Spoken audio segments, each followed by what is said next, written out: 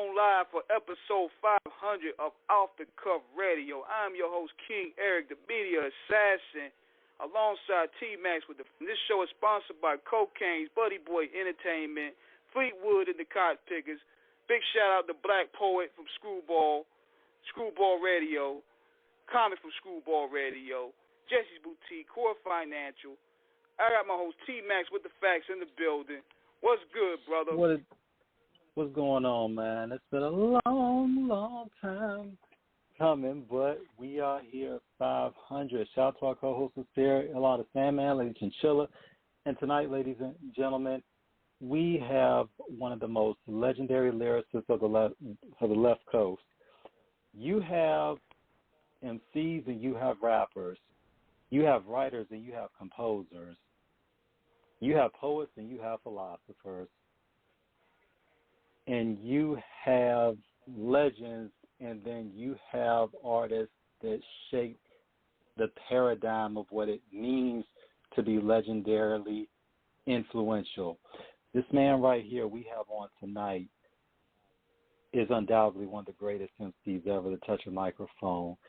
In almost a 30-year career, this man has distinguished himself as one of the most dopest, most profoundly proficient, academically astute, and sharp as a razor blade on the bars and C's that hip-hop has ever had the gift gracing the culture. And we are so honored, so privileged. He is one of our personal favorites.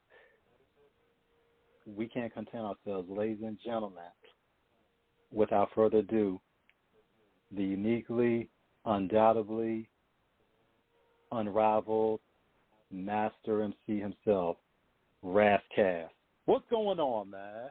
Oh, wow, man. First of all, King Eric, T-Max, congratulations, 500. Like, man, most people can't do anything 50 times. 500 episodes is legendary. So I just want to give you your roses, man. Salute. Now, beloved, thanks for having me. Man. Dude, we appreciate you, man. I mean, representing C. Arson, that's the city north of Long Beach, southwest of Compton, who is... the man that does and then not you said sharp. I like you hit me. I was like, sharper than the Puerto Ricans lineup. Come on, bro, let's go. Man, look, dude. Dude, I mean, Ras, this is. I mean, dude, you have two guys here that have followed you pretty much throughout your whole career. Of course, shout out to your manager, sister, West Coast. Dude, yes. I mean, your discography, your history. I mean, your whole legacy of legendary is beyond infinite in terms of what you have accomplished in this game and still is doing at a high level to this day. Thriving. I am so blessed. Like, I'd be lying to you if sometimes I don't look up and just, I'm like, what am I still doing here? Like, why do I do this? But, like, I love this culture. It changed my life. It saved my life. And I'm a cog in the machine. And I, Pac said I ain't shit without my homeboys. Like, I'm not shit without all the people that believed in me when I didn't believe in myself. And then I look up and I'm like, yeah, I'm still doing this. And, like, it's not about who got the big, this is called rap.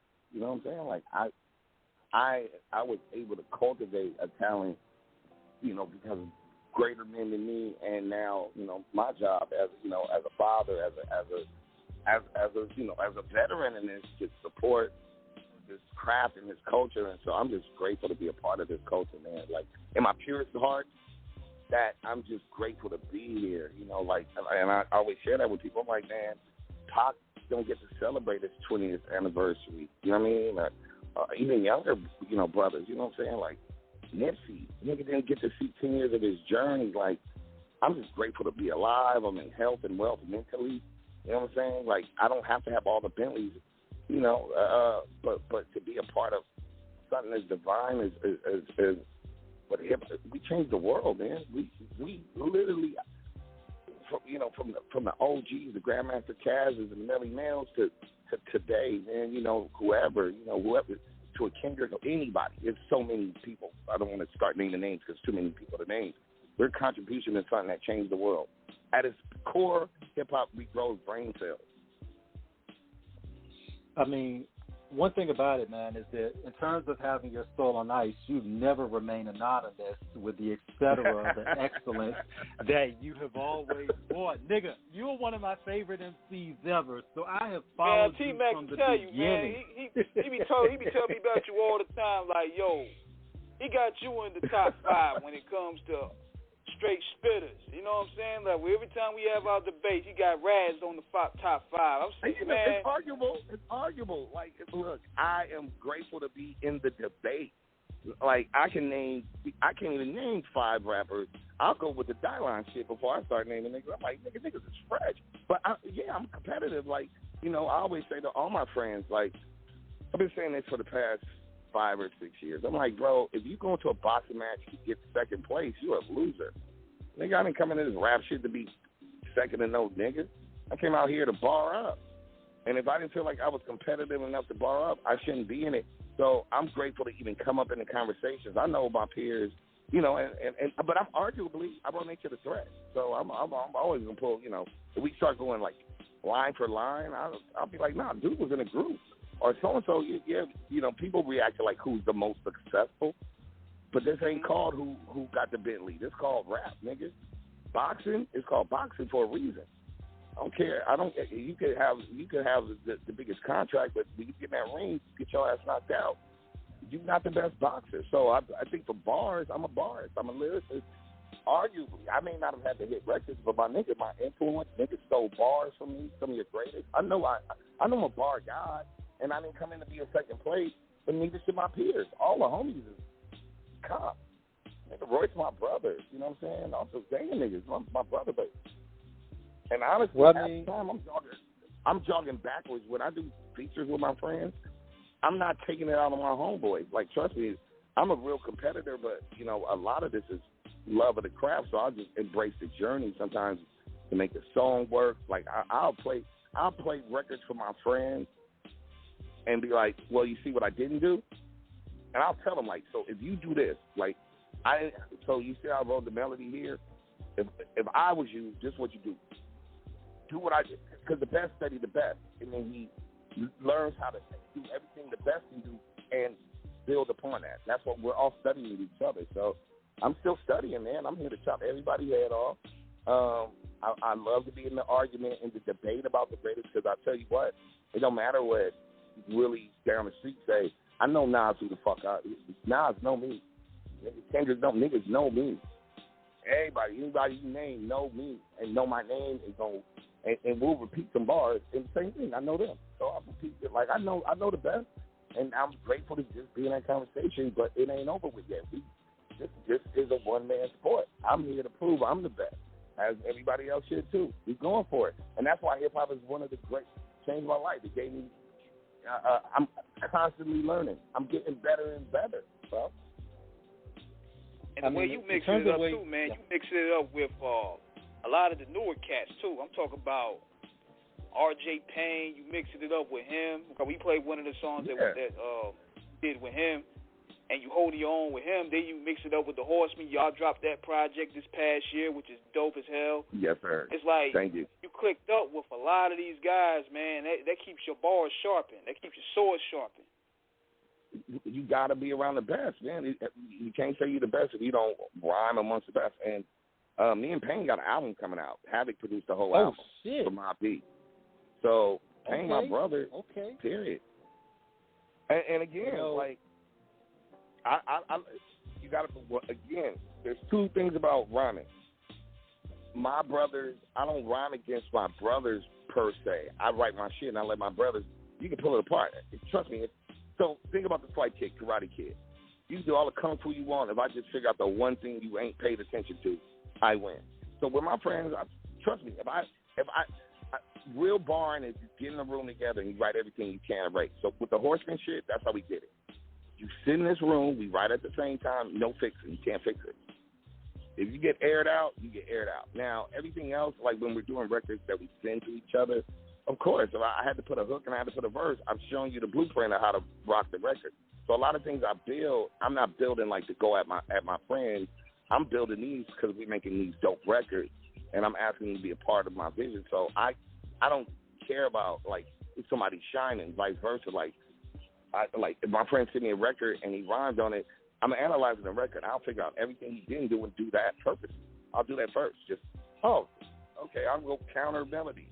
He started on the 1, I'll start on the 2.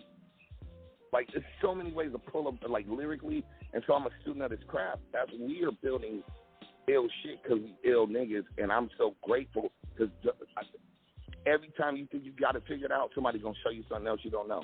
I'm still catching bars from Rakim, bro. And I know every song, but, like, I know every Rakim song.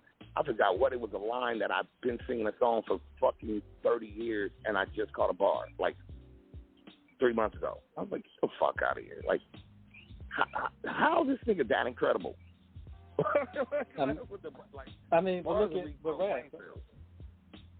at it in terms of the tree that you came from, because when you talked about about how you felt like at the times you doubted yourself, we got to shout out your man Bob Whitfield, who created Patchwork Studios specifically because and went to Stanford, who specifically started it because he believed in you and what you could do. Now you're not that far removed from of course, Remain Anonymous, and etc. came out in 1994. I know because I have the Sports magazine that you were featured in the Shirt Shop single.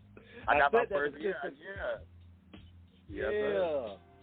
So it's like, you were still coming off of that tree in terms of where hip hop was still in that super lyrical format. Rakim was still current. You had Nas, who was beginning to come into the game, really. Pop. Biggie, Pop.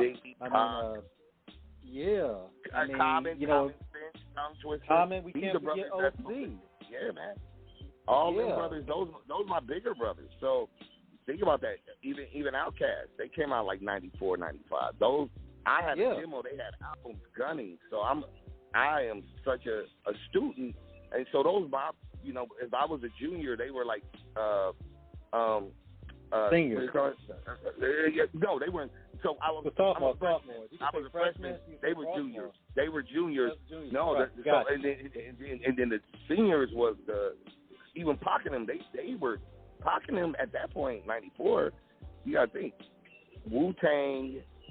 All them Redmans, they're not even like the guy.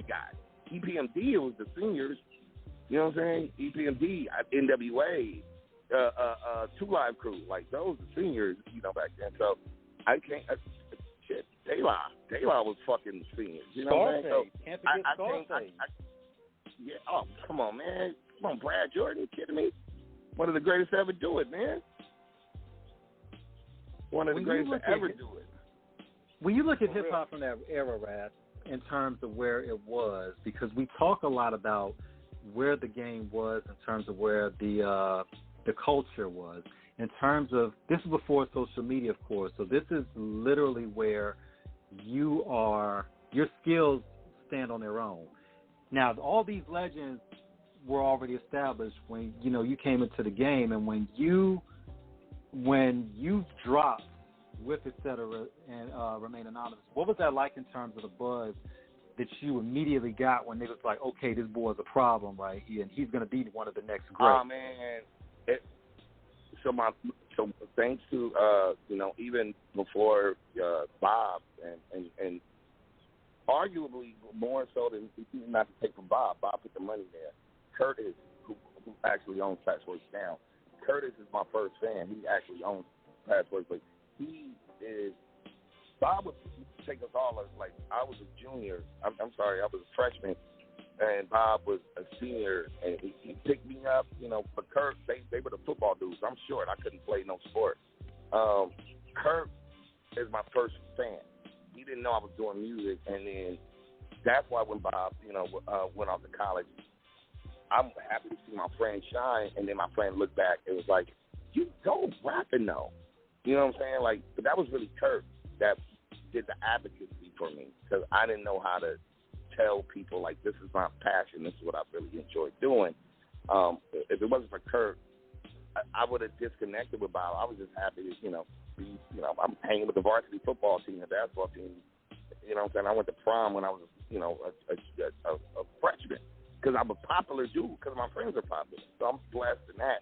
I didn't know how to tell niggas, like, yo, I really want to rhyme. Like, I really fuck with, like I feel like I have a contribution. And if it wasn't for, Battle Cat and Wino, they were giving me beats and helping me develop me. And that the journey starts from, people got to believe in me, man. Like, no man can build an island by himself. No man can build a civilization by himself. You need a king. And so I'm always grateful to all the amazing people that, even when I didn't know what I wanted to do or, trying to figure out what I wanted to say and who I was, like, for me, it was surreal because I didn't believe in myself. It was Curtis and it was Bob and it was, and Battle Cat and Wino that, like, you got a gift. And I didn't recognize that until we really got it. When Rick Rubin started picking me up in a fucking Bentley, bro, coming to Carson picking me up, I was like, oh shit, this is for real, huh? Like, I'm actually good at this. I mean, I thought I was good, and I just wanted, rap changed my perception of the world. Rakim, KRS-One, Big Daddy Kane, Nas, Tupac. I wanted to say a rap to them, and hopefully that they would say, you're on your way, you're good. Honestly, it was that pure of spirit. That's what I wanted. I wanted to, like, give my mom a CD or record with my face on it because she always believed in me. Moms believe in their sons. You can do anything, whatever. And I wanted those people that changed my life to hear me, and hopefully I could say something that resonated to them. And so once I realized, like, I resonate with, like, Rakim said, I'm dope. Like, not just Kurt, not just Bob. Like, man, that's the real, man, because I'm a fan first. I'm a student of this. I'm still a student. I would hope that if I was the hottest nigga out right now with all the Bentleys and dating the hottest girls, that I'd be a fan first. Because I'll tell you one thing I do know. Dr. Dre's a fan. Now, I don't know Stan shit. I didn't say a Stan, but a fan. That nigga care about bars. I didn't care about dope beats and bars. And that's dope. That ain't got all the money in the world, but he loves dope shit. And you know what, man? Check this out now. Check this out real quick, man. I'm gonna let y'all know, man. Since we celebrate episode 500, we got our other co-host, man. I'm happy that you're alive. That after what you've been through, man, he's been a very vital part of supporting Off the Cuff Radio, bringing us live guests from New Orleans and Pittsburgh and the East Coast, man. Pittsburgh Pat, you on the line right now, man. You know, to give Ras Kass his appreciation. What's good, man? Great to see you. Yeah, man. Hello. Yo, what's up, guys? Yo. Hey, Pat. Hello, man. I ain't even really supposed to talk or not right now, yo, but, yo, Ras, I just had to, like, shout you out, man, and just let you know that, I respect you, man. You want the greatest of all time, man. I gotta show you the respect. You know what I mean? But I can't really speak right now. I don't want to fuck the interview up or nothing like that. But I had to show my respect. Congratulate you guys on episode 500. And Ras, I appreciate you coming on the show, man. I wish I could actually interview you, man. But respect. So when it's all said and done, T-Max, can you guys give Pat, Pittsburgh Pat, my info, my email, or IPS, and bro. And again, just thanks, brother. Thanks for calling in. Yeah, man. I appreciate you greatly, man. And I just want to let you know, man, you're one of the best ever to me, and I had to call in and just tell you that to your face, man. You know what I mean? So. I respect you, man. Hopefully we can do a real interview together someday, man. But, congratulations on everything, man. And I'm going to let these two take it back. I'm sorry to interrupt the interview or anything, man, but I appreciate you, man. You're good.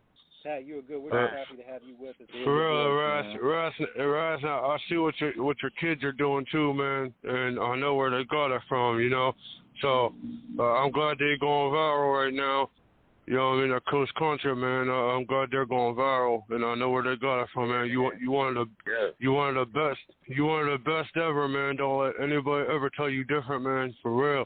Thanks. Like the respect I have for you is. That's my twins and Rio Los and Eric Jamal. So salute, man. They going viral. They crushing, and you know, like I'm just that's another surreal part. Like I'm a father that like who now my sons are becoming their own men. It's surreal to me just to watch my sons be respected by my peers and Pete Rock saying, "Yo, these niggas fire." I'm like, yo, that's crazy, bro. Yeah. Like we really love I know they got it from you. But, like, they're not, like, little Ras Kasses. Like, they got their own style. But I know they got it from you, you know. But I'm going to go ahead and hand it over to you guys. Again, Ras, I salute you, man. You are the greatest ever.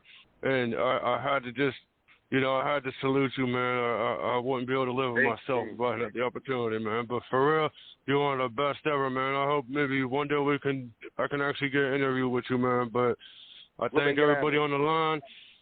And I salute you guys, man. I'm all right. And, you know, enjoy the interview. Congratulations on 500. And Ras, again, man, like, you are the best ever. Don't let anybody else tell you different, man. For real, you a king of this shit, man. I mean that.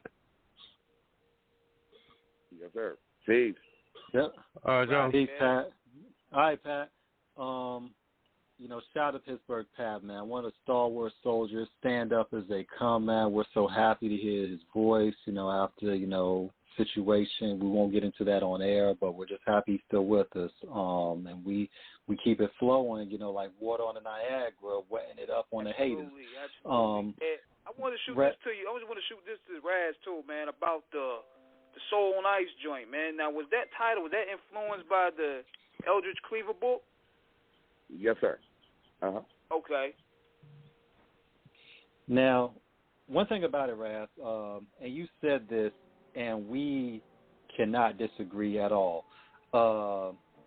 When I first heard, because we're going to take, for those that were listening from the beginning of the show, you basically got a 20-year history in roughly about 30 minutes in terms of Ras's discography from the beginning to the present to the past. I mean, but of course, we got to start with in earnest what would start your record label journey in terms of when you actually were signed a Priority, which was, of course, Anything Goes.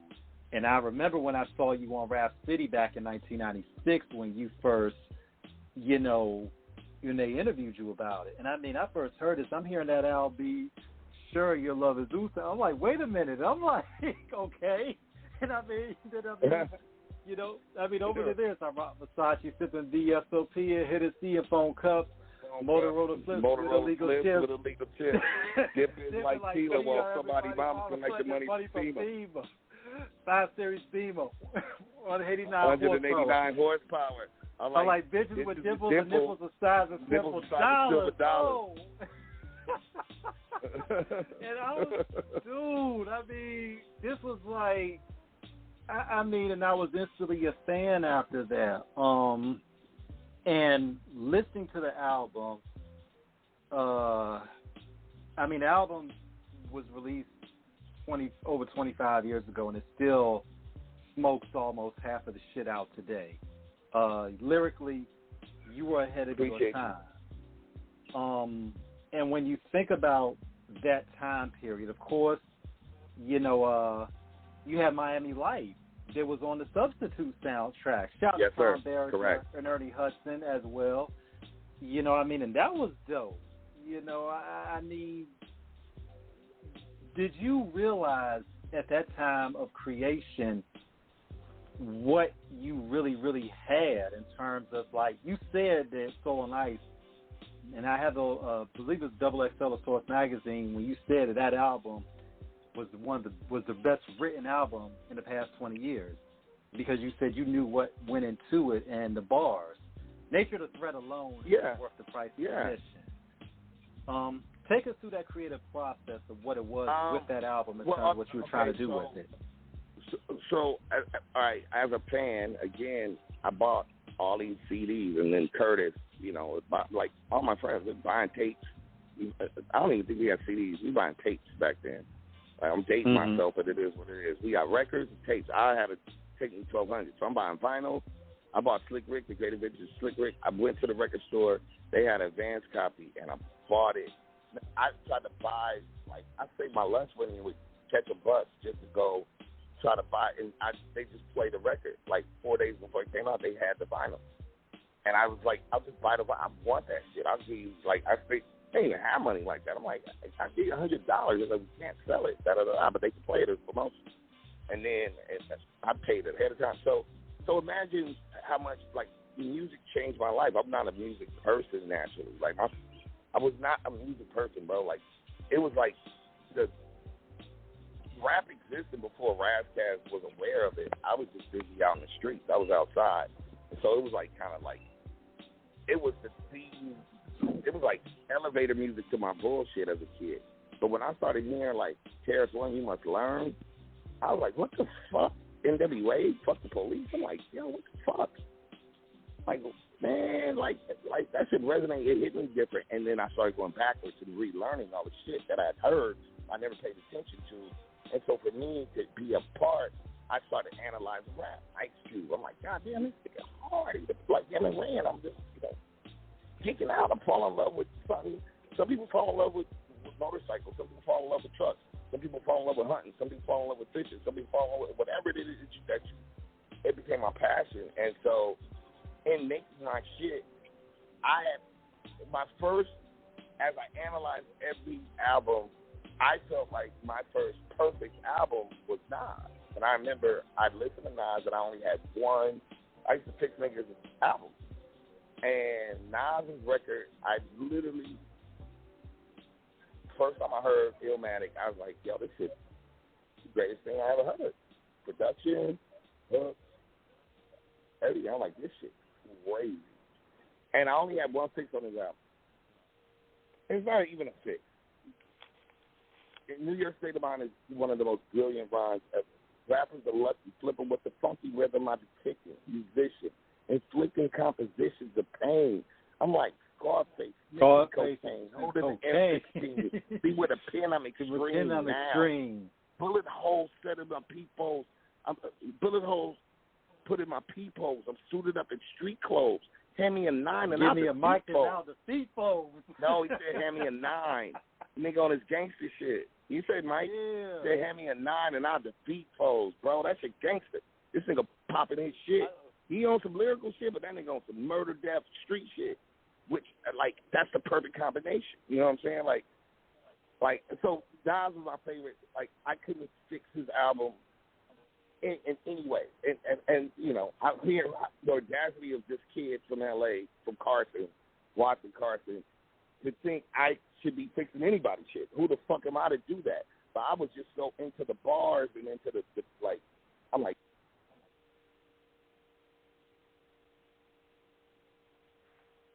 Oh, this call got dropped for a little bit, man, but we getting a lot of science, man.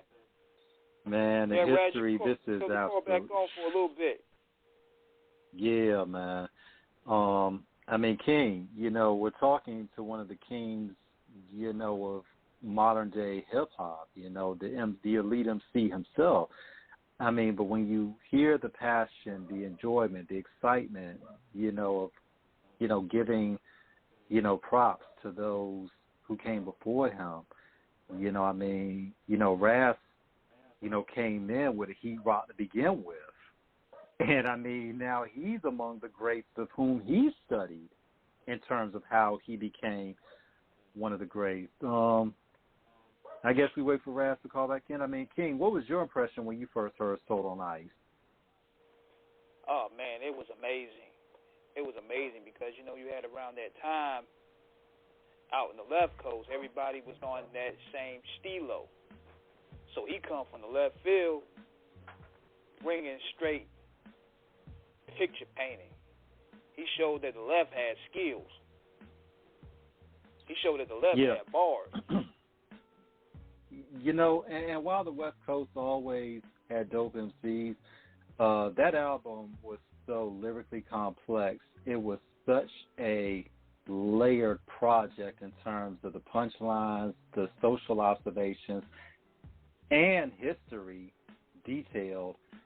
That was a record that literally, if you're really a student of hip hop, y'all, you understand how impactful that record was in terms of how it would influence it. Your favorite MC, whether they will admit it or not, that record put niggas on notice in terms of what you had to really measure up to. He literally changed the level of lyricism with that project. You know, there's no two ways about it. You know, but like I said, but of course when I heard Miami Life and Anything Goes, I was like, man, I was just like, dude, this and the thing is, people want to complain about the beats, but beats were not the focus. It was about the music, making sure that you were listening, but it was also about the rhymes that went over. The rhymes, when you look at it, it's just unbelievable. Even years later, you're looking at it, and it's like, this guy was ahead of his time with it. Oh, yeah, man. I mean, going back to when we listened to that album, and people talk about production, but see, people were already spoiled by how, like he was talking about. Hold on, he's back on right now. Back on, brother. Yeah. I didn't know if you guys could hear me or not. No, we could. We can good, man. Yeah. Oh yeah. I don't know if you guys heard me, but yeah. I don't know. I don't know where it got muted out at, so I don't know. I guess to answer anything, it was surreal for me. Mm-hmm. I'm sorry. No, go ahead. You're good. Go ahead. Yeah. Oh no. No, just to answer your question in the short version, it was always surreal to be able to, for these people that were great, for me to add my own, my all the things I studied, all the greats, the Rakim, the KRS-Ones, to learn from them, and then to put my perception. I'm a West Coast kid. I'm from LA, and to put my experiences and my analyzation. It's a blessing to be able to, to send that for Big Pun to say, you dope, nigga. You know what I'm saying? For Big L to say, you dope, nigga. Like for KRS-One, my idol, to say, you like us. Like, you not a rapper. You special. You with us. So, I mean, of course that's humbling, bro, because, I didn't come into this, I should have came into it wanting 18 Bentleys. I mean, that's fine. But I really came into it because I love this music. It changed my life. And so I'm always blessed, like, when people say, like, I listen, like, people say, like, I know teachers in England, professors that use Nature the Threat to this day to teach curriculum. We need to get to that right now. We got to get to that now. We need to make a movie off of that alone. You know what I'm saying? Dude, right. Dude, I mean, when you break down the history of it, because a lot of that, when you break it down, he said, the word Greek, the word gem is Greek for naked. This is where adolescent boys were taken and molested. This was accepted because Greek culture was homosexual. Just, for example, it was like Sappho's. It was women were trained on the island of Lesbos. It means lesbian. It's the word lesbian. It's like, but when I think the real mind blowing was when you broke it down about, in terms of those who settled eastern Iran, known as Aryans. This is like, Rev, how the hell did you put all that together in a fucking rhyme? Because how much research did you have to do that? So I graduated. Actually, Kurt and them noticed. I graduated at 16 from high school. I acted like I was everybody's age. I wasn't. So I'm being Ras Kass already. At 16, I'm Ras Kass. I'm already demos, records, whatever. Like we're building. With that record, I took college courses, so I was already soaking it up. I knew I wasn't gonna go to college, but I wanted to go. Like that stuff is not just like I didn't go read black people books. I read white. You can go to college and take. I always tell white people if they get mad at me, I'm like, bro, take history A. Or history 1, history 2. Depends on where you go. It can be history A and history B, and then take physical anthropology and cultural anthropology, and then start taking specific history. Take the history of England, or you know what I'm saying, or African history, like Spanish history, like whatever. But you put them all together, everything start adding up. So it ain't I don't believe in like black facts. I believe in facts, bro. I don't care what nigga. I just want the truth. I don't care. Hoteps, listen. It's about facts. It's not black or white. It's facts. So stop with the conspiracy bullshit. Right. I see, about a lot of people learn things that make them feel good, but that don't mean it's true. You understand what I'm saying? Say it again. So white men, say it again. They can rewind it. My grandmother said this. She said, you want to hide someone from a nigga, put it in a book. I literally hide money in books, bro, because I know that's the last place niggas will look. Niggas feel like they allergic to books, and you know that, like, dumb is not cool. Nigga, the nerds proving that. The Elon Musk and the tech niggas. Nigga, we gotta start learning, and all this shit. Like, nigga, we harnessed energy. Nigga, we created flight. Nigga, submarines. We gotta stop playing with ourselves. And they got you worshiping morality, so it's time to stop. And so for me, I didn't want to do no black facts, bro. I got that shit from the white guys, bro. That's all college information. So all I did was, to answer your question, it took about 2 years. I knew what I wanted. For me, I keep because we knew that was some shit. 1776, 1492. Well, it's a world. So I started from a basic idea. When did shit happen? When did black people lose? If black people, if Adam and Eve or whatever the fuck, or we evolved, people came from Africa, when did it go back? So let's just start from the beginning, and I'll start putting these dates together, and I'm going to go one by one and figure out what changed from here to there. It's all it is a chronological story of evolution. And I was just trying to figure out when did it go bad for the niggas? And where did we get everybody else? Now that break in the song, Ras, when it goes to when you break down the origins of Thanksgiving and then you intersplice it with the LAPD, police. I mean, nigga, that was like, because people really have to listen to the song in terms of understanding the historical observation, the social commentary.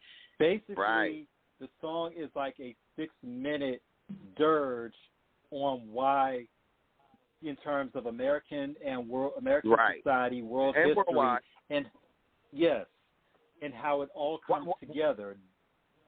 Go ahead. Oh no, I'm just adding on with you. That part was like, I remember when I put that in there, they was like, "Why'd you do that?" I was like, "Because," and I said, "Pan it hard left, and pan the other thing hard right, because it's still going on. Nothing's changing, bro." Again, I don't know if y'all heard me. If I muted out, Nature the Threat, Solo Nights, that album is more truer now than it was back then. You are not lying. Oh my God. That's the truth. But it's almost like when we listen to Nature of the Threat, man, and when we listen to the highlights of the track, because I loved all of the album, but there were some songs that really stood out to me.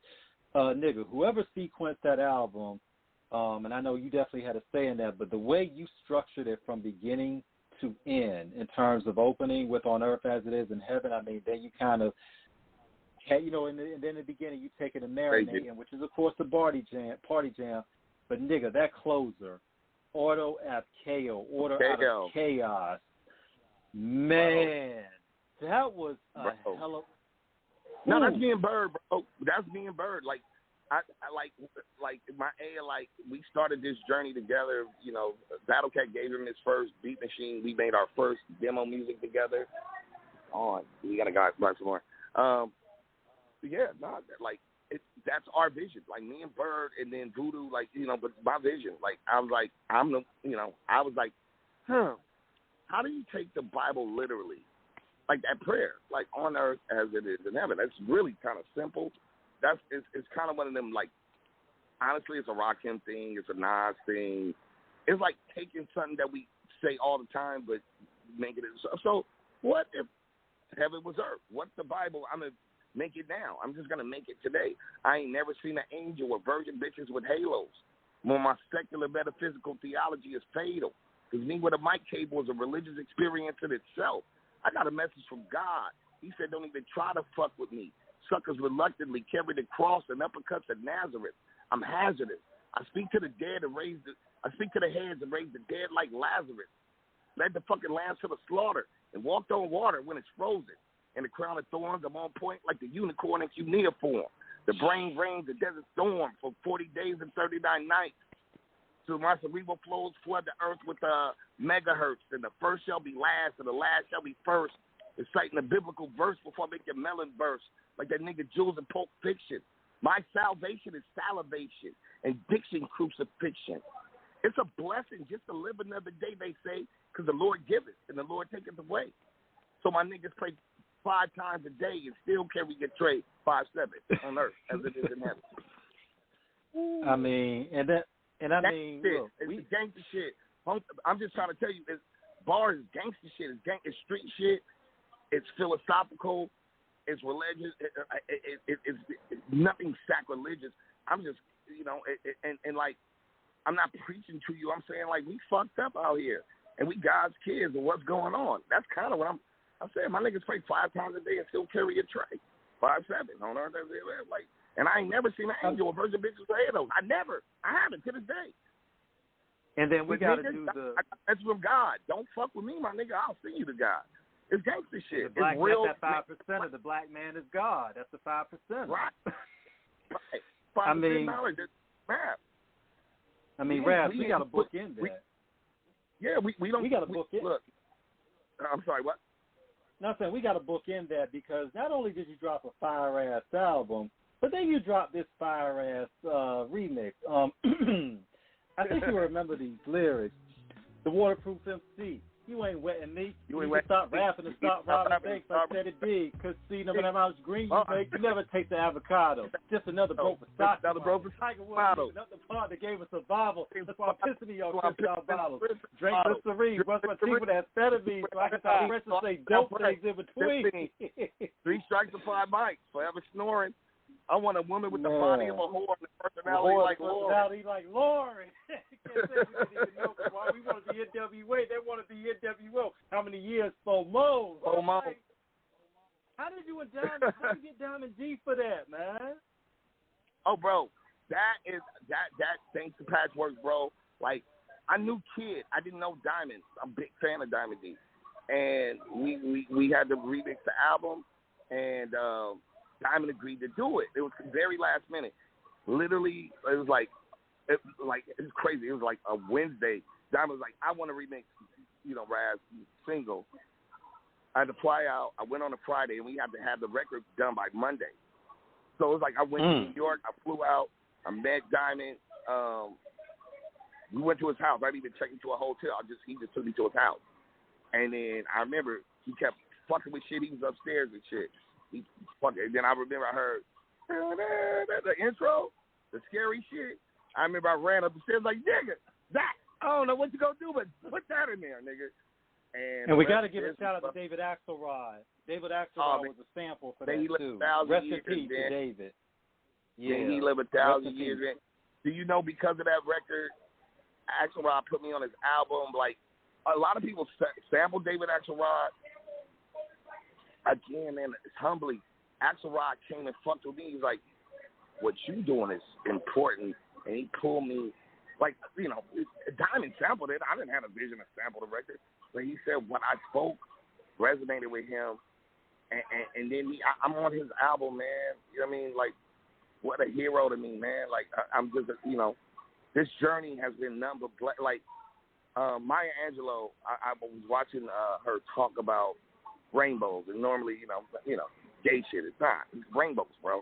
And she's like, it's so many clouds and so many rainy days, but sometimes the rainbow come out. Some people in your life are rainbows, like some pretty shit can happen out of all this shittiness. And some of them are past and gone. He was a rainbow in my life, man. Actually, that man lived 1,000 lives in my heart. I will always speak highly of him, and certain brothers in my journey, again, that, you know, hopefully I can be a rainbow in people's lives to help them, you know, maybe under some, you know, whatever mental anguish or dealing with some racism or whatever the fuck that thing is. You know, that's what hip-hop did. It helped me change my perspective. I got a longer view. I wrote Nature the Threat to start a dialogue. I didn't want people to agree with me. I wanted niggas to go to school and go prove me wrong. If you don't like it, prove me wrong. Go read the book. Don't tell me your feelings. Fuck how you feel. Go pull out some historical shit and tell me I'm lying. I mean, and you know what, man? I was going to mention this too, and talking about us as the people bringing your voice and your vision to different audiences. I'm gonna go ahead and vouch and say that out here in the Carolinas, when you first dropped your second record, it was with Ras Kass, you dropped Waterproof MC. I fought damn tooth and nail to get that Waterproof MC on that mix show on Saturday night. I damn near had to cut so many people out to get that shit. But I was like, man, you better play this shit, man. This nigga spitting. Bro, thank you. And shouts out to Big Jazzo, nigga. Jay-Z, Jazzo. Nigga, Jazzo produced that. I was living with Jay-Z when I did that record. Wow. On everything. Man. On everything. When I first heard Ghetto Fabulous, that was the first single. I mean, obviously because in '96 we heard Dr. Dre on a Been There, Done That, and of course with the video he had that operatic outro when they cut to the dance scene. Yes, and sir. then I hear that, and then when we find out, because the video itself is of legendary proportions. You on a yacht, Ice-T's doing a cameo at the beginning. I mean, Mac 10 with the stacks. You know what I'm saying? I'm like, this dude. I'm like, I mean, we're excited when we talk about this because this is when, because King and myself, me and my brother, we always talk about how videos were done back then. It's not like the shit. It's not like it's so convoluted now. But it's like back in the day, you get these big names in your shit. It's like it meant something. Like like these niggas move mountains like goddamn Everest and Kilimanjaro to get these niggas on here. Right. Yeah, bro. It wasn't no green screen, bro. You had to do that shit. We had to rent the Queen Mary. I mean, I'm blessed, bro. Like, how many people that say they like? I've rented the Queen Mary and Dr. Dre and Ice-T and motherfucking everybody was there. So everybody. So I mean, that's legendary, man. I'm just grateful to and it's not over. Like, I'm not dead. Knock on wood, I'm not dead yet. So I don't know what tomorrow brings. Like, nigga, this shit can go up. Nigga, Coach Contra popping right now. Nigga, we up. now, you had. We're gonna get to your sons.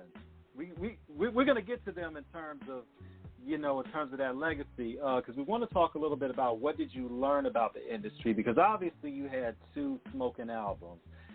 We're not, we know about the issues that happen with Priority. We don't want to get into all the negativity with it, but what did you learn in terms of just how the industry works in terms of how... I learned a lot of harsh lessons. So I was told by an executive, the vice president, I was too smart for my own good. You never want to hear that. Yeah, we've been there. Well, go ahead. Basically, if you hear you're too smart for your own good, that's like you're a nigger and you better get it together, nigga. Right. So when you hear that, that's the beginning of the end, just so you know. I don't have the trauma anymore or the bitterness. It's just, it's a journey I went through. I learned a lot, man. I learned that some of the people I stood up for, like when they were being bullied or mistreated by the company, were the same people that sold me out. So some people is house niggas, and this industry's fake as fuck. Like, people, they don't have loyalty. Everybody just trying to get theirs, and they'll act like we kind of call them like, oh, you a bitch nigga in a real nigga suit. Niggas put on like a zip up and act like they a real nigga. Niggas a cutthroat piece of shit. But everybody acting like everybody's like, I'm real. I really got your back. Most of these people won't be there if like I actually, when I came out of prison my first time, I remember I did an interview, whatever magazine, maybe Rolling Stone.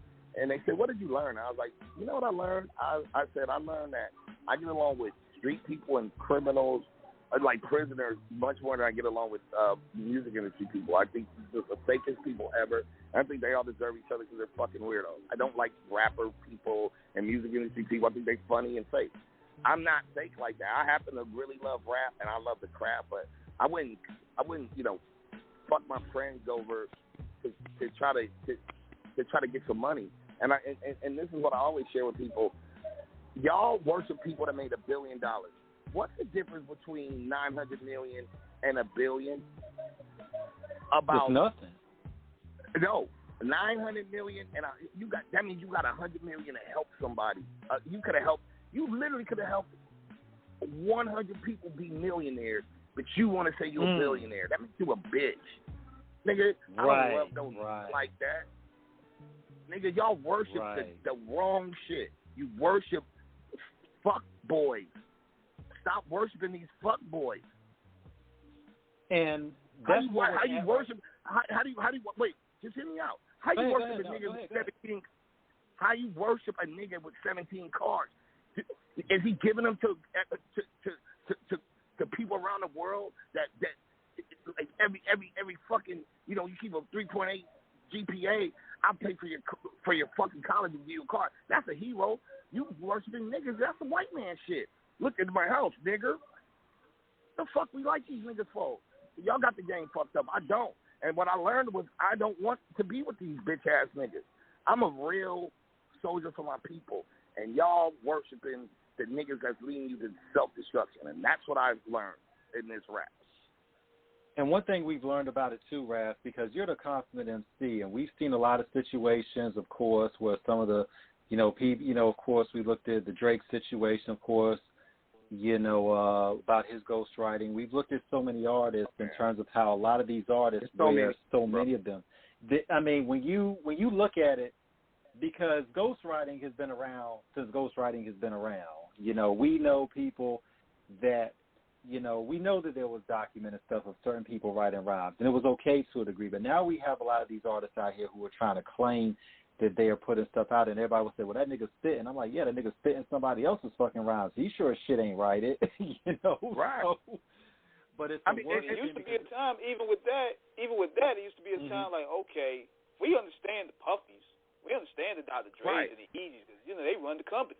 Right. But you got to think that's like, considering the top 5, ain't got a team of writers.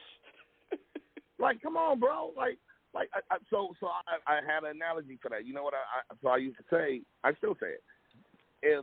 If LeBron came out, right? We all love LeBron or whatever, and then came out, right? And then he keep throwing the ball out of bounds, he double dribbling. I don't want the LeBron shoes. Why is he getting the money? But then let's say LeBron come out and a little Mexican nigga jump out his shoe and get to crossing niggas over, dunking on niggas. I don't want LeBron. He the brand, but fuck him, nigga. I want the Pedros. Nigga, I want the Air Pedros in. Nigga, Pedro Zapatos. Nigga, if the little Mexican nigga, the nigga getting busy, I'm fucking with him, nigga. Nigga, nigga, you can't trick me, nigga. Like, these niggas trying to trick niggas now. Like, I got the bars, nigga. Like, no, you and your friends write songs together, bro. And that's cool. But you not me. Nigga, I write, nigga, bar for bar, line for line, nigga. Fuck out of here, nigga. And like, nigga, the Locks, nigga, they all separate niggas, but they write rhymes, nigga. Yeah. But you a nigga by yourself? It takes 5 of y'all to get a hot verse off? The fuck out of here. You're not playing my sport. Look, I don't expect Michael Jackson to really write Billie Jean. I don't think he was saying Billie Jean ain't his lover, that, the kid is not his son. But, nigga, this is called rap. Nigga, we ain't got to sing and dance. Nigga, just write the rap. Who you are. That's the job. It's called rap. It ain't got, like, Michael Jackson's pop, nigga, and dance. They got to do all kind of harder shit. I ain't expect Michael Jackson to write the lyrics. But, nigga, all you got to do is write your nigga, it's called rap. Who are you? So why you rapping if you can't rap, nigga? What was the niggas fucked the game up. But you know what Dr. Dre never told you? He never said, I'm the illest bars ever. Dr. Dre, the illest with the bars, and I'll fuck you up, blah, blah, blah. Nigga, Dre didn't. Right. Forgot about Dre. Nigga, and then even Puffy told you, don't worry if I write rhymes. I write checks. I write checks. Come on. I can respect that. He said, Ice Cube write rhymes that I say. Right. That's gangster. But see, them niggas, they didn't run around trying to be fictitious like these other niggas. Like, I'm the bar god. Like, bro, what about them other 5 niggas? You could trick me. No, you could trick the people. You could pay them all $5,000 to make you hot, but you not hot, bro. You a nigga with a whole bunch of niggas. You can't trick me. You not playing my sport, nigga. Again, you the nigga that Pedro jumped out your shoe. I want LeBron. Nigga, I'm LeBron. You a nigga with Pedro in your shit. And you know the game, and check this out. This is one thing I noticed that you notice really suspicious. With a lot of these guys, you notice they don't have no studio sessions. Right. You don't have they have no studio sessions.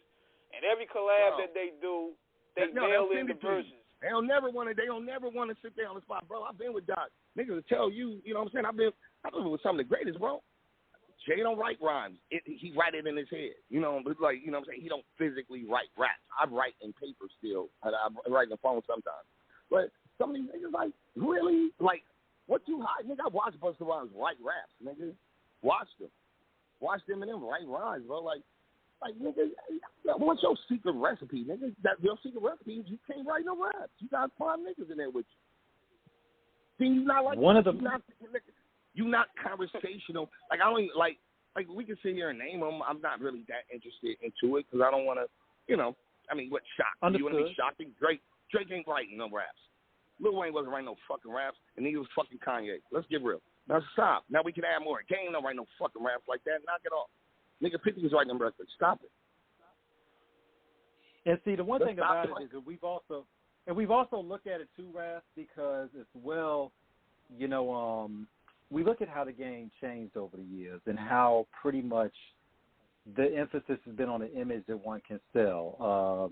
Right. We've heard the stuff about Gilly the Kid, of course, going back and forth, you know, with Lil Wayne, about how he wrote a lot of Wayne stuff. Right. When we look at Game, you know, when we look at how Game started from his first album, which is to me still one of the hottest produced stuff. I mean, in terms of beats, motherfucking, I'm like, God, oh my God. I mean, that record it's Illmatic for the West Coast. I mean, it is. Think about it. What do you think? You think I wouldn't have won it? All, nigga, I got 1 Diamond D. You think if I had a Premier and a Dr. Dre and a fucking nigga Timberland, nigga, that's the alley oop, nigga. You give me that? What do you think? And all the happen? A-list. That's like having. So hear me out. These niggas crying. You got it all served on a platter, and you a bum. Nigga, I got none of that. I had to make it. I had to scrape it out the dirt, nigga. We started from nothing, and my body worked. I never had those opportunities. I had to pull them little by little, bro. If a nigga would have gave me that kind of alley-oop, niggas is dead. There wouldn't be no rappers out here. Nigga, I would have aired these niggas out. You give me Premier, give me fucking Timberland, and a nigga like 50 that's up, I'm going to be the most loyal nigga ever. You kidding me? When you think about the and wait, just hear me out. These niggas crying, go ahead. And they got it. I'm just saying they got it all handed to them, and they crying because they bums. Niggas was bums. Niggas crying when you got everything given to you, and it's niggas that work their ass off. That's a real house nigga mentality. I'm a field nigga, bro. And then you can't recreate the magic, so now you cry, it's up there, it's rigged. Bitch, you got everything. You had it all. And I thought, we had one football nigga, Bob, nigga, and we created one of the foundations of hip hop in a Southern hip hop. Gotta thank us, nigga. Patchworks, the Patch is in Carson, nigga. That's my city. Patchwork really is a neighborhood in Carson, nigga. We helped create Atlanta. Some boys with a vision, with a dream, and meanwhile, nigga, I set the precedent for West Coast lyricists. Are you fucking kidding me? And meanwhile, you take 6 niggas and got the alley-oop and you still get the fuck out of here. Them niggas don't even deserve to be in my conversation, bro. That's what I'm saying. And one thing, different languages. I'm sorry, go ahead, King. No. The one thing about it is that you've always, we know the passion of which you speak because rapping is an intimate art. I think that's why for us, we really, really like the idea of hearing bars. Like when you hear Cool G rap. You know Cool G rap is spitting shit. You listen to certain artists. You know Jay-Z wrote their shit because you can study Jay-Z's rhyme scheme, his pattern, how he structures his words. You know, we know Jay-Z wrote still DRE for Dre. We know that, and it's okay. You can hear it. Yeah. But Dre ain't saying, he ain't saying no. Right. Dre ain't lying to you. He ain't saying, well, but the illest nigga. What he just, you can hear the still. That's some Jay-Z shit. Still, Robert Cactus with the company. No. And I'm gonna say this on air. As much as I think Game has dropped dope albums, my thing is, you know, leave Eminem out of this. I'm like, Game, concentrate on what you're doing. Eminem is one of the niggas that put up money for you. Him and Dre gave you that money when you started. And I'm like, now this has turned into, now you're saying, now you want to take shots at the very man that, you know, no. I'm taking the 50. I'm taking the 50. I'm taking the 50. My bad, y'all. I'm taking the 50. But it's like, no 50, no M, no 50, bro. So again, no Dre, no M, no 50. I mean, why are you disrespecting these people? They gave you a shot at the title, nigga. You kind of changed. And these niggas, you know these guys. I'm like, you're supposed to be friends with these people, and it was odd to me. Just my loyalty. My loyalty would be, I'm grateful. Everything didn't go right. People didn't do everything perfect. I'm grateful to the people that gave me an opportunity. That's ungratefulness, bro. So that's a spirit. Nigga won't never be happy because they need to be the most important person in the room. I'm not that guy like that. That's a lot. It shows that people are sensitive, that they have a hole in their soul and they need to be the center of attention. And when it's not on them, then they act and put on a show. Amber Heard ass nigga. Shit in the bed. Amber Heard ass nigga. I'm gonna let you know I'm gonna start using that. I'm just saying. I just made it up, but yeah, that's what I feel about it. Now we gotta go a little. We got to go a little bit further too, because when we think about what you were doing at that time, I mean, because I'm gonna have to say this on air. I got to get that Apollo Brown album from you because that shit is out of print now, and I went on eBay and the shit is worth like a whole bunch of fucking money. I'll DM you. We'll talk details of how I can get. I mean, I only got I got one vinyl, bro. Like, I don't know. We gotta talk about it. I don't know. We gotta figure it out. Y'all gotta come to the negotiation table, man. Yeah, right. We got. They did a recent reprint, but they sold out again. I was like, fuck. Yeah, because I was on eBay a couple months ago, and that shit was going for I saw a brand new one, I think CD going for like $200. Your Soul on Ice CD, brand new, is going for like $150. Ras, you have history that niggas didn't necessarily appreciate as the masses, but in retrospect, in terms of the reappraisal of the dope that you put out there on the block, your shit is through the roof right now. I'm like, I mean, yeah, love me later. You're still doing. I mean, when you and Apollo Brown put out, Blasphemy in 2014. Right. How did that project come together, and did you all know that it was going to be as big as it was? Honestly, all right. So I'm going to tell you the truth. When I went to prison in 2003, Exhibit's an asshole, and he's like, "Don't come out Muslim." Like, get the fuck out of here! I'm not gonna don't come out Muslim, nigga. I'm like, I'm being I got like 2 years, bro. He's like, "Don't be coming out Muslim, nigga." You know what I'm saying? Like, all of a sudden you don't want to rap no more. I'm like, get the fuck out of here. I'm gonna come with a kufi and shit, and I'll be on some brother man shit. I'm like, man, fuck you. So this is my brother. So he like, no, but then you gotta do some Pac shit, nigga. Pac came out with 100 songs. I'm like, fuck you. I ain't write no rap. I don't feel inspired. He's like, you gotta do 100 songs. So I wrote 100 songs, and then I hit him. I'm like, I'm done. Fuck rap. I don't feel like rapping in here, but I wrote 100 songs. So fast forward 2014, I don't use any of those 100 songs that I wrote. Okay. I don't. I get out and I'm just feeling different. I don't use them. I had an album that I thought when I got out, if my label situation, the fight with Capitol, I thought it'd be over by the time I got out of prison. So now fast forward 2005, I'm still in a lawsuit with these niggas. I told Exhibit the name of this album.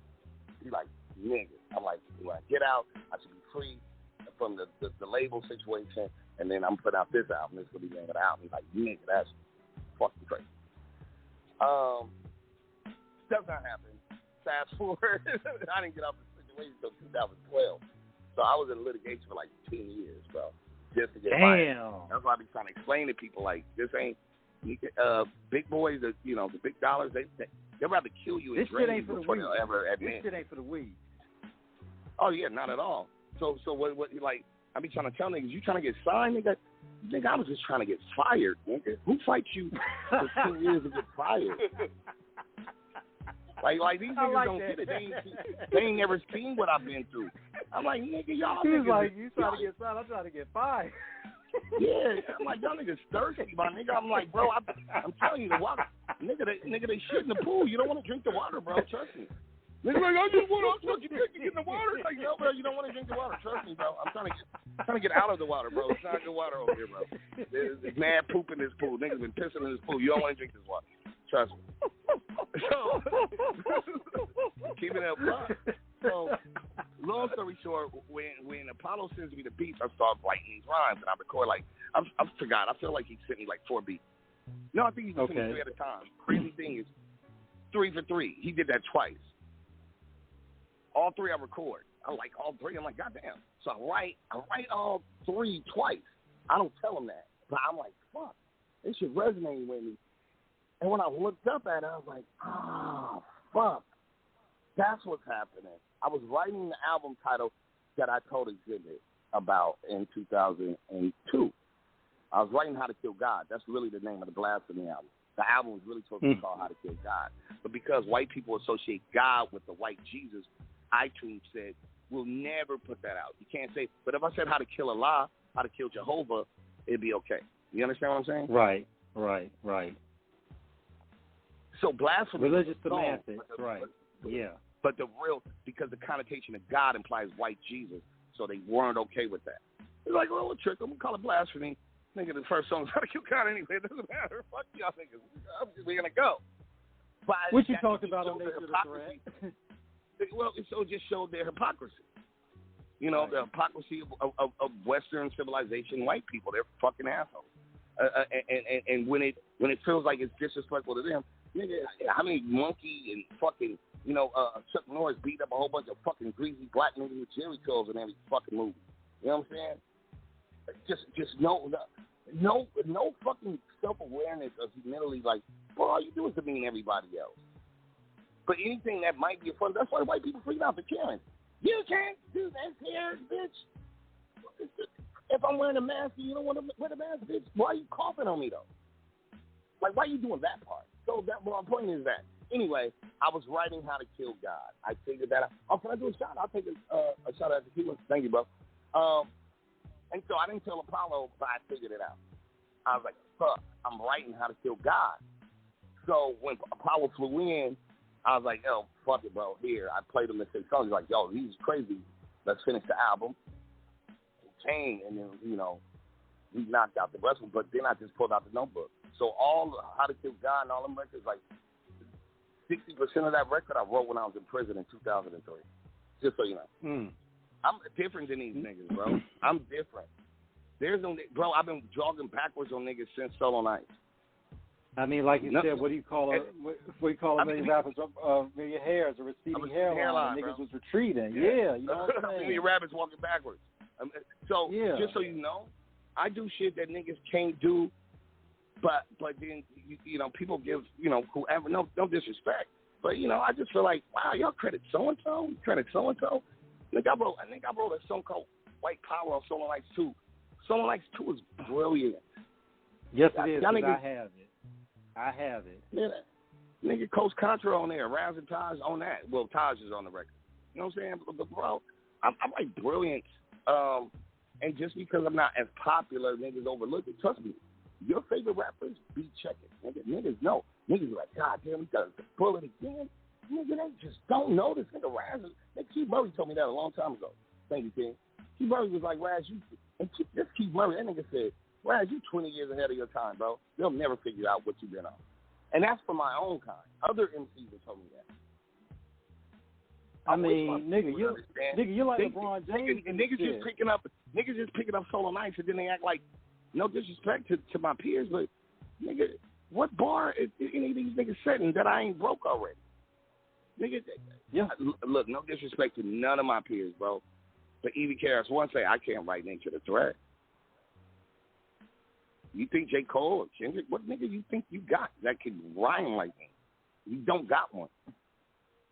You don't, bro. And that's what makes it beautiful, because you all are dope, but you all have individual styles. I mean, nigga, to be like, you're LeBron. It's like watching Bronny Jr. and he's continuing a legacy. Coast Contra, right. What you the genes of genius that you imparted to your sons, and that dope DNA of how they become A-grade rhyme spitters. I mean, as a father, I know you have to just be overjoyed like Stevie. Oh, man. And that shit's a real, for me, I'm a father, so I'm biased. I love all those dudes, man. They just good. I know they heart. They good people. So first of all, I didn't want them to rhyme. I didn't want. You seen the shit I've been through? I just told you it took me 10 years to get fired. You think I want that for my kids? Never in life. Right. I wanted a fucking doctor.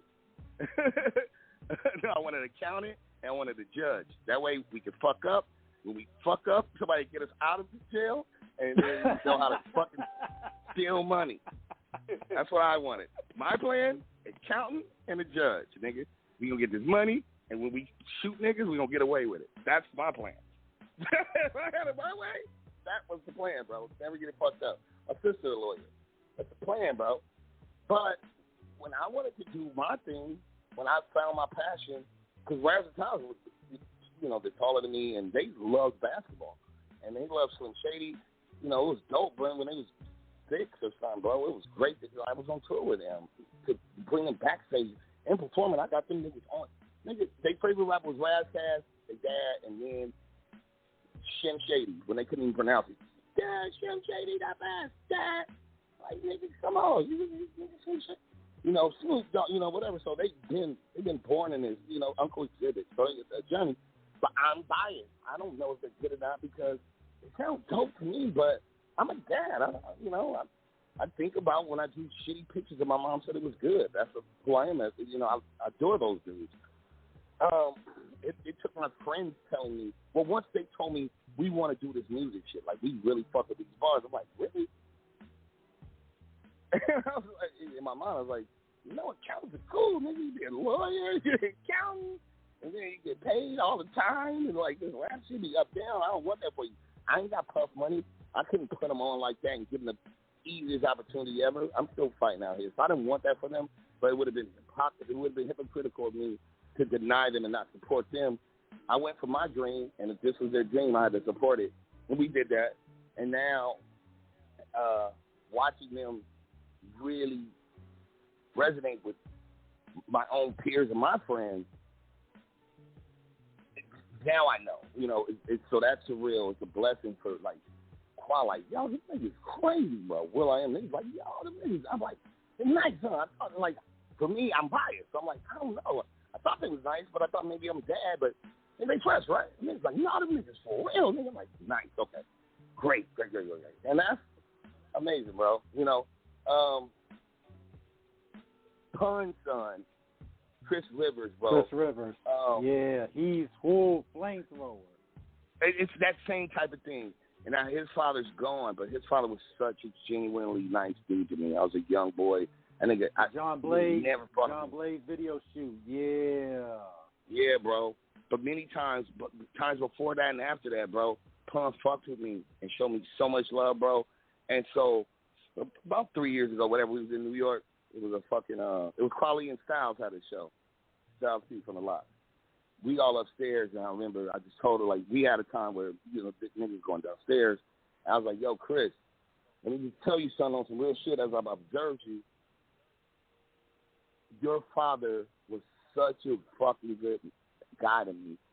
And I watched you be your own man. You ain't trying to be your pops. You trying to be you. But, like, integrity-wise, man, I just have to tell you, like, he's got to be smiling looking at you shine. You an ill nigga. and, you know, how your father treated me, I just need you to know I'm always of service. If you ever need me, bro, you my little homie. But even more than that, your father was a big brother to me, and I love you like that, bro. I know we ain't tight like that, but you my guy. That's what it is. I will always be there for you because your father was so impactful and such a gentleman to me. So watching my sons go through that, my friends are being that to my sons. That's just amazing. Nigga's Dave Chappelle. I mean, that's what hip-hop gave me. Nigga, I got a community. I got a family. Mexican, black, white, New York, Yonkers, nigga, whatever. I got homies around this world, nigga, off this culture. And then and protecting my little niggas. Like, I got a million brothers now, niggas, through this culture, through the co-op. You know what I'm saying? That's a blessing. I got a million sisters. This shit, at its best, that's what this, I mean, talking to y'all, bro. People that supported me from day one. Come on, man. This shit crazy. This is the best shit ever, nigga. Hip-hop is the best thing ever, bro. This is my religion. I ain't gonna lie. Dude, I mean, but for us, this is King's baby that he started. I was blessed to come on with it 5 years ago.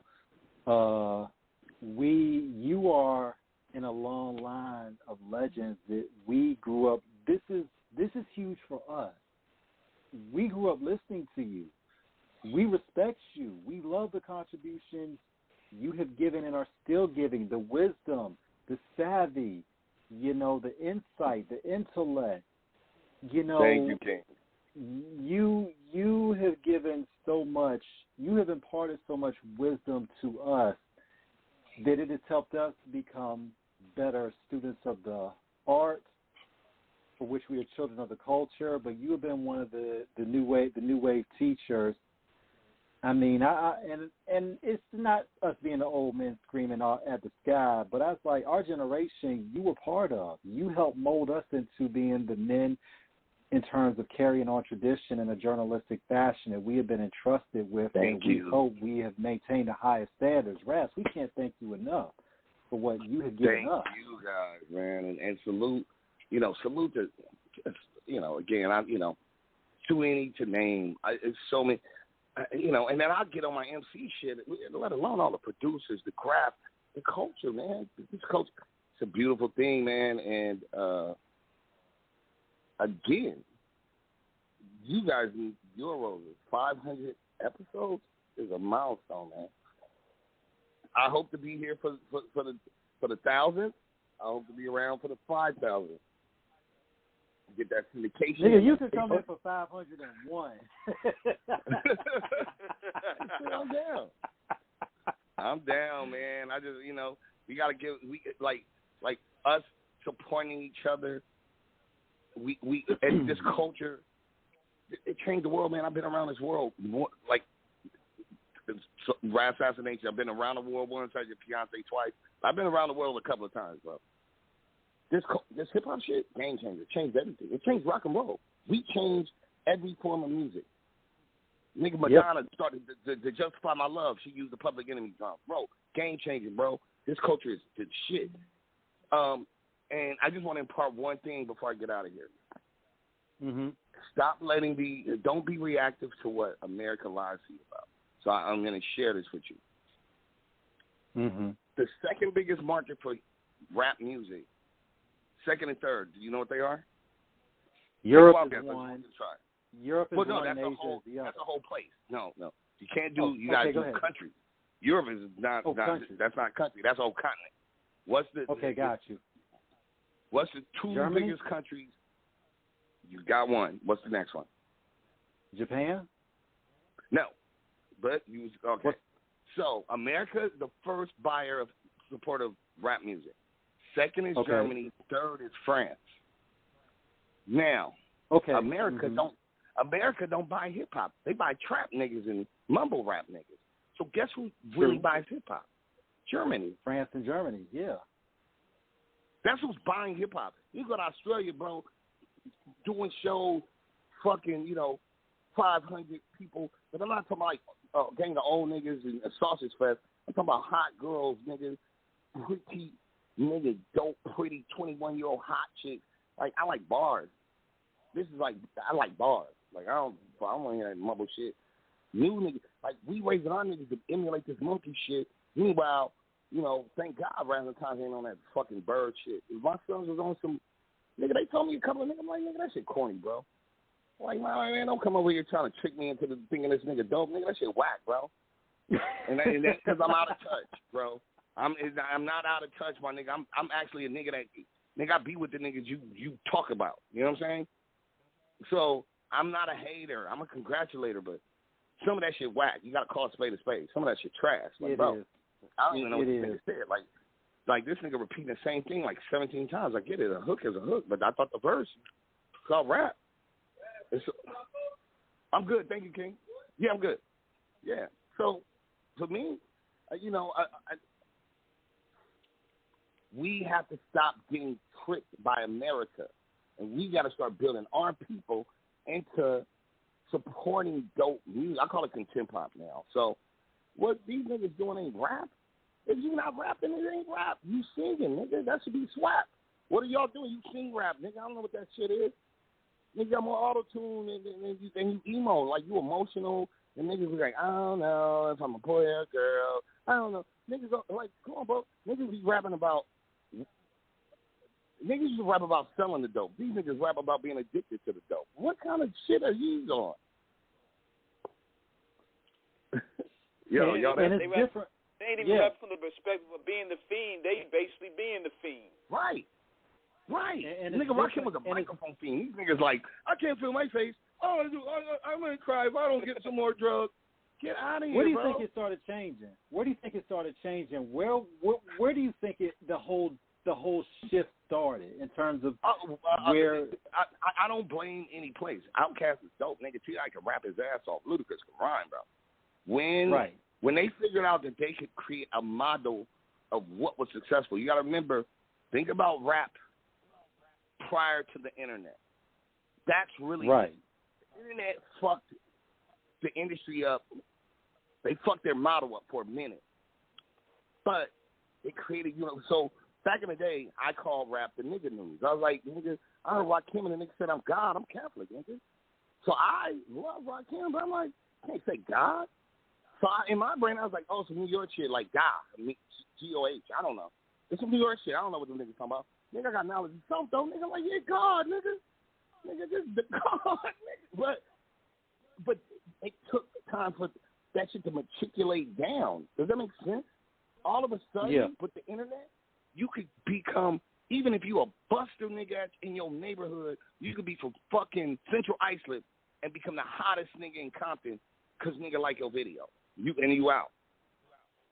You can't even get out of Central Islip. You can't even get the nigga out of Long Island, nigga. You can't get the JFK. You a buster. You get your ass whipped. Niggas could turn into whoever they wanted to be really fast. And that's what you got to remember. That shit happened with the Bieber. The Bieber dope. Justin Bieber dope. But guess what? He was already signed. They made him look like he went viral off the internet. They spent money and made him look like he was some underground dude. Well, white boys with the power, they going to trick you. And that's what happened. They can control the narrative. And then the only way to get on, how do I get the World Star? I got to beef with somebody. I got to go clap a nigga to get on World Star. They're not putting me on if I'm talking about some positive shit.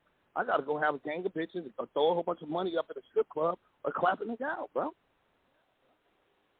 That's what's trending. That's a struggle. What's the algorithm? That's a struggle that we deal with that's a struggle that we also deal with content creators. It's like, we got to beef with other platforms to get those. Right. And you trying to get people attention, like I keep saying it. Nigga, it's hard to sell hope. Niggas like hearing, I'm a dirty bitch, I'm a bitch, suck my dick, and I'm a bitch, I'm a fag, and I'm a bitch, nigga. Whatever, nigga. Kills all the niggas all the time. Nigga, let's talk about this revolution, nigga. Niggas don't want to hear that, but you talk about killing your own, you up. I don't understand my people. So we're wired fucked up. We're wired. They got the wiring fucked up, and we have responded to the stimulus that they created. You don't want to hear positive shit. That's pussy. But robbing niggas, popping niggas that you looked at me wrong, so I shot his mama. That's your whole even in the battle rap, niggas. It's all gun bars, nigga. How many times you shoot a nigga? So when my trade lines up with my 30, like, come on, my nigga. How many times you shoot a nigga, cuz? Like niggas be Like, playing with it. ever I go call a empty? spade a spade. I'm the elephant whisperer. I see all the elephants in the room, nigga. Battle rap is gun bars. You were saying the stock on the end of waterproof or H2O. I mean, you were saying that at the end in terms of, Right. it ain't popping enough unless you got a nigga shooting niggas. He's like, all of a sudden bitches decide you like niggas don't want you want to lick pussy all day. What part of the game is that? Right. Nigga, then go back to about peace and love. You can't win with peace and love until you got to be on. So now Jay-Z can talk about peace. I should have bought a fucking, it's like in Dumbo. I should have bought Dumbo. I was a Dumbo. Yeah, nigga, that's easy for you to say, nigga. But I think some niggas just trying to pay their rent next month. You got $1 billion. You control the whole playing field now. Right. You can create the platform. You talk about paintings that how many niggas can afford a painting as an investment? Yeah. I mean, but that's why I think we like niggas. Yeah, I think that's why we like niggas. Niggas is talking at you, bro. Same thing. Yeah. But stimulus. Jay's one of my favorites, bro. And I'm gonna have to get out of here, but I'm gonna hold you. I'm gonna leave y'all on this note. Okay. Jay-Z's one of my favorites. My favorite rapper is KRS-One. My favorite lyricist, probably. We made the first perfect album. Let me give Nasir that. So, but my favorite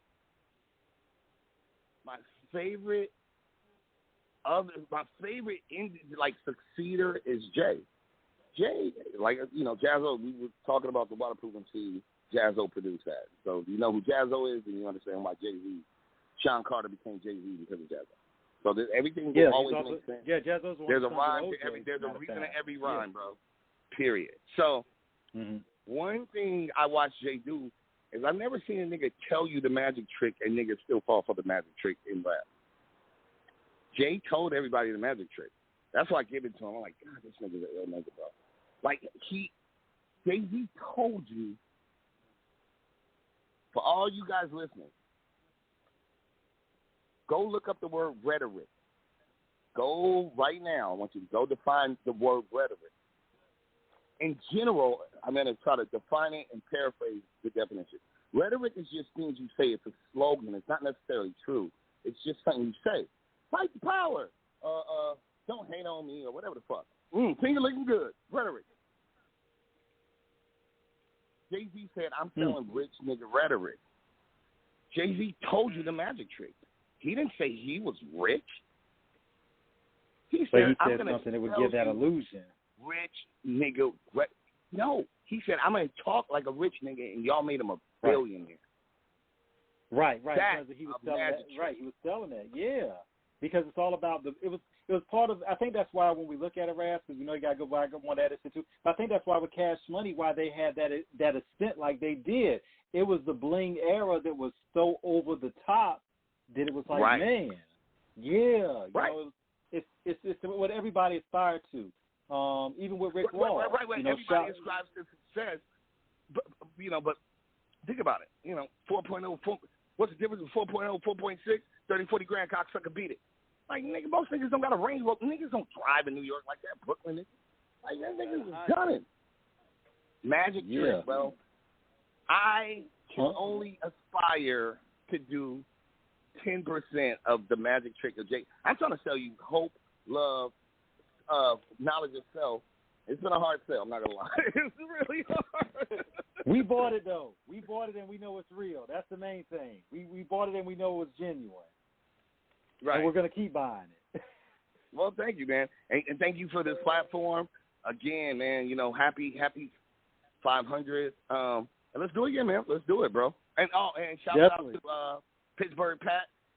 If you want to lock me in with him, brother, we can rock and roll again. I'll do an interview with him. But anytime y'all need me, man, I'm here, man. I really appreciate you guys. Appreciate you too, man. Off the cuff loves you, Ras. We thank you. Thanks for Sissy West Coast again. And Ras, this ain't gonna be the last time we have you on, man. So we definitely gonna get a part 2. Yes, sir. Let's do it. All right. Salute. Salute. Oh, yo, do me a favor. I have one request. Sure. Play Impossible Dream.